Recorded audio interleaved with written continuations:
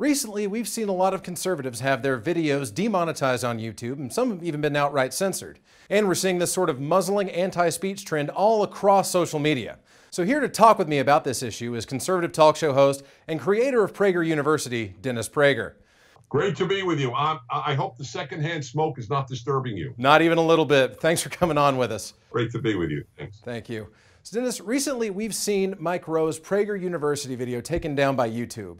So what is this sort of thing, this trend that we're seeing? Tell us about where free speech is in America right now. It is declining with a rapidity that no one could have predicted. That's one thing that America has been known for.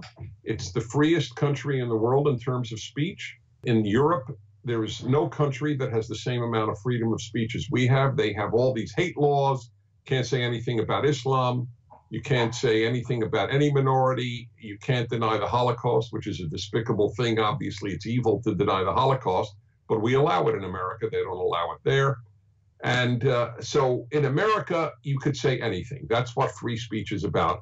According to Pew and Brookings, about 48%, so about half of millennials do not believe in free speech for, quote, hate speech, which of course is absurd. That means they don't believe in free speech. And the decline is dramatic. It is not only happening at universities. It is happening, as you point out, on YouTube, on Facebook, everywhere. We put out videos which a 10-year-old could watch. They are so pure and innocent. And 30 of our 240 videos at Prager University have been put on the restricted list by YouTube, which is owned by Google. And it's unbelievable what they have been. It's totally unpredictable.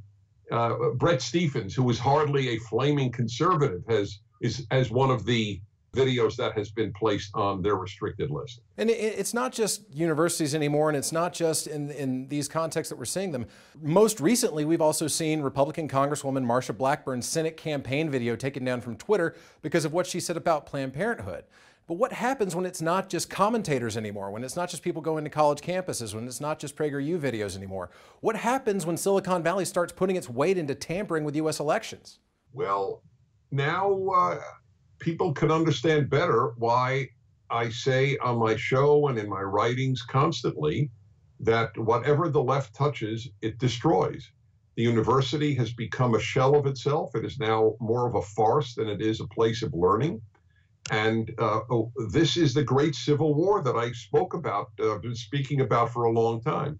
We are in a civil war. Thank God it's relatively or almost totally nonviolent. I pray it stays that way.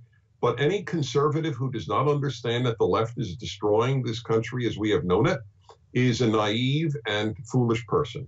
What do you think about the trend of taking down ISIS and Al-Qaeda propaganda videos on social media? Should these companies be doing that and police those videos? Or is sunlight the best disinfectant for getting rid of these ideas? It's a very good question. I don't have a perfect answer.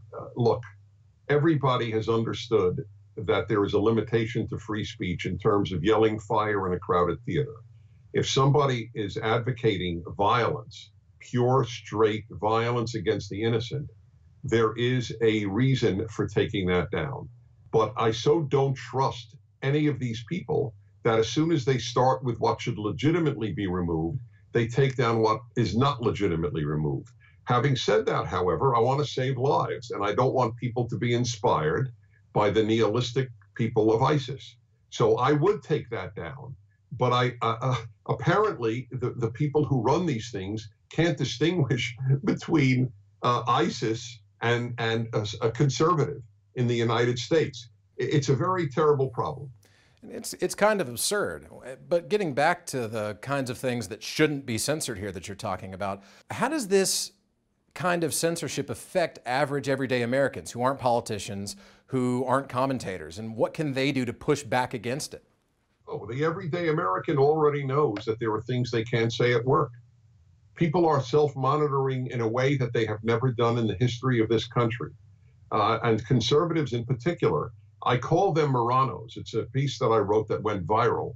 Marranos were the Jews during the Spanish Inquisition in the 1400s, the 15th century, who on the outside appeared to be Catholic, but at home practiced Judaism. This is what is now happening to conservatives. They are America's Marranos. They appear to be like everybody else, and only with very trusted people outside of work, for example, they can actually express their conservatism, let alone being pro the president. All right, Dennis, thank you so much for joining us. We really appreciate it. My pleasure. Hi, thanks for having me.